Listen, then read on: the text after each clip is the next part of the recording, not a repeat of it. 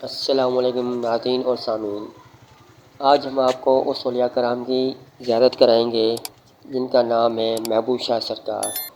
ان اولیاء کرام کی کرامت یہ ہے کہ یہ جب زندہ تھے تو انہوں نے ایک وصیت کی تھی کہ میرے مرنے کے بعد میرا جنازہ کوئی نہیں پڑھائے گا۔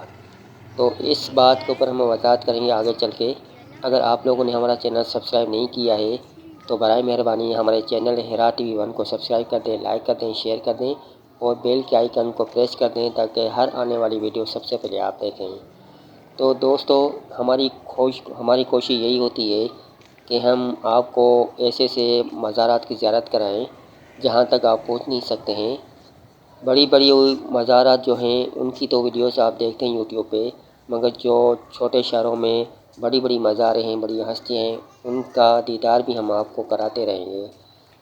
تو جب ان کا وصال ہونے والا تھا تو انہوں نے وصیت کی تھی کہ میرے مرنے کے بعد میرا جنازہ کوئی بھی نہیں پڑھائے گا۔ ایک سفید پوشاک سے سفید پگڑی بندھا ہوا ایک شخص گھوڑے پہ آئے گا جو آ کر میری جنازے نماز پڑھائے گا، اور دوسری بات یہ کہ میری ماں اور بہنیں میرے جنازے کے اوپر روتی اور چلاتی رہیں گی۔ تو دوستو، جب ان کی میت ہوئی تو واقعی ایک شخص گھوڑے پہ سوار پتہ نہیں کہاں سے آیا، انہوں نے آ کے ان کا جنازہ پڑھایا، اور ان کے جنازے کے اوپر دو پرندے جن کو کونجی کہتے ہیں، وہ دو پرندے اس کے جنازے پر روتے اور چلاتے رہے، چیختے رہے۔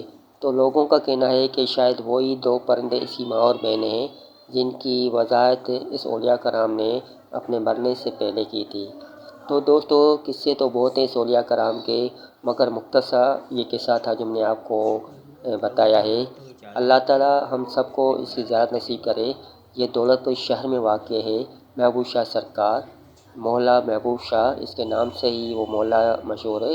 تو آپ جب بھی جائیں، آپ کو جب بھی دل کرے آپ کا جانے کے لیے تو آپ دولت پور سفر جا سکتے ہیں اور وہاں جا کے زیارت کر سکتے ہیں۔